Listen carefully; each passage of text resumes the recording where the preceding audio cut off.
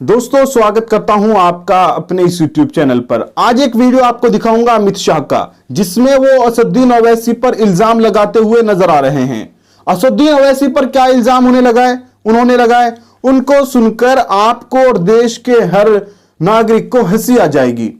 अमित शाह इल्जाम लगाते हैं असदुद्दीन ओवैसी पर कि तुम हिंदू मुस्लिम करते हो, बात बात पर हिंदू मुसलमानों को बांट देते हो, हिंदू मुसलमानों के बीच जो है नफरत की दीवार खड़े करते हो, ऐसे भाषण देते हो जिससे हिंदू मुस्लिम अलग अलग हो जाए। ये कौन कह रहा है? अमित शाह।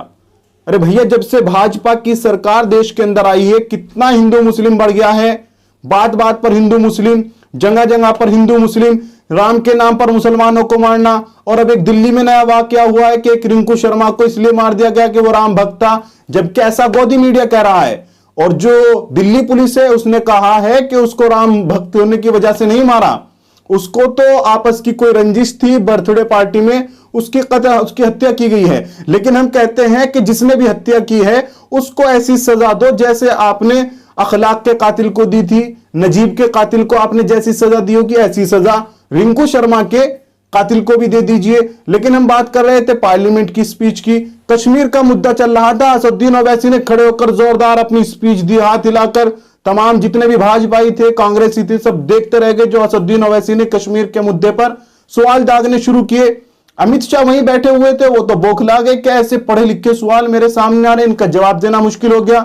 जवाब देने की बजाय अमित शाह ने अपनी स्पीच की शुरुआत कांग्रेस को लपेटने में शुरू कर दी।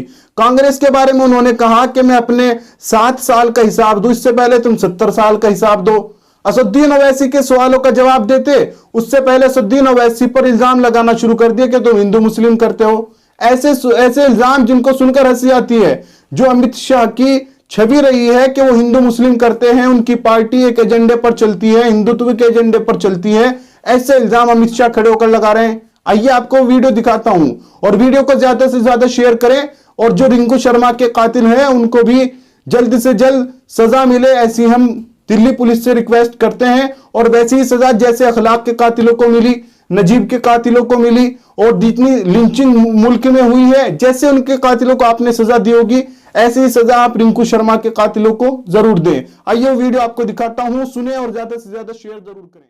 और ओवैसी साहब इसका हिंदू मुस्लिम में विभाजन कर दें। भाई आपके मन में सब चीज हिंदू मुस्लिम है, मैं तो समझता हूं ओवैसी जी आपको, मगर आप देश के अफसरान को भी हिंदू मुस्लिम में डिवाइड कर दे।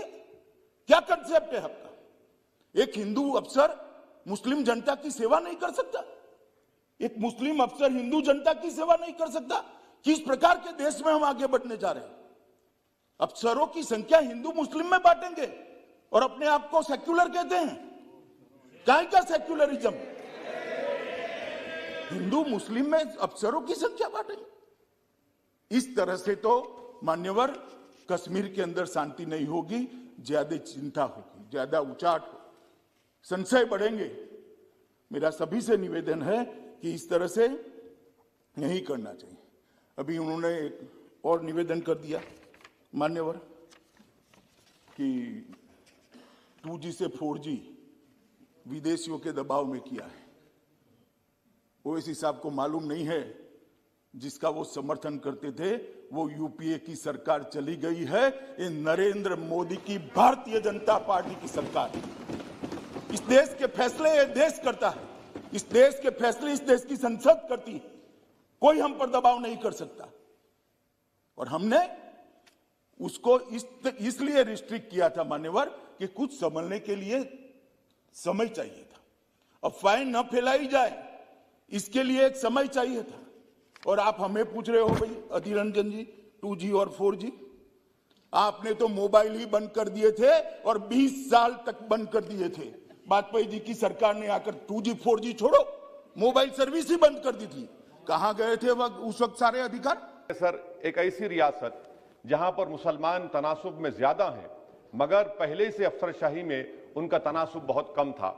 मैं आपका आदाद शुमार आपके सामने रखता हूं सर। 24 सेक्रेटरी के पोस्ट हैं जिसमें से सिर्फ 5 कश्मीरी मुसलमान हैं। 58 IAS के पोस्ट में सिर्फ 12 मुसलमान हैं, यानी 17.24।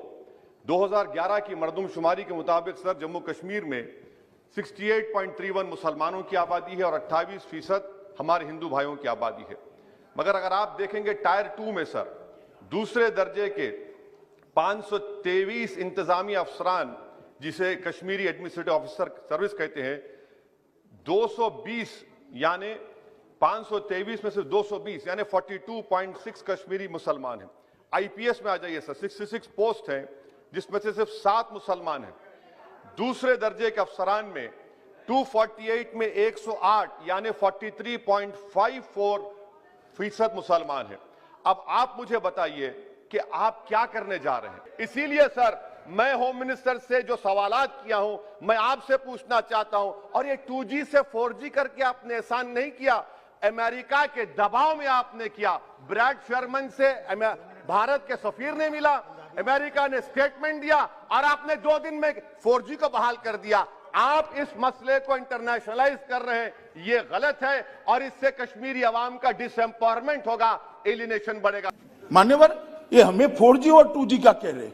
मैं अभी भी कहता हूं कि सबसे बड़ा नागरिक का अधिकार है सुख और शांति से रहने का, सलामती के साथ रहने का। सलामती जहां नहीं होगी वहां सारे अधिकारों का कोई मतलब नहीं। ये नई फैशन शुरू हो गई। मान्यवर, मैं कहना चाहता हूं कि ये जो लोग कह रहे हैं कि हम विदेश के दबाव में आकर कह रहे हैं, मैं उनको पूछना चाहता हूं कि किसके दबाव के अंदर धारा 370 को इतने समय तक चालू रखा आपने, ये तो जरा बता दीजिए, किसका दबाव।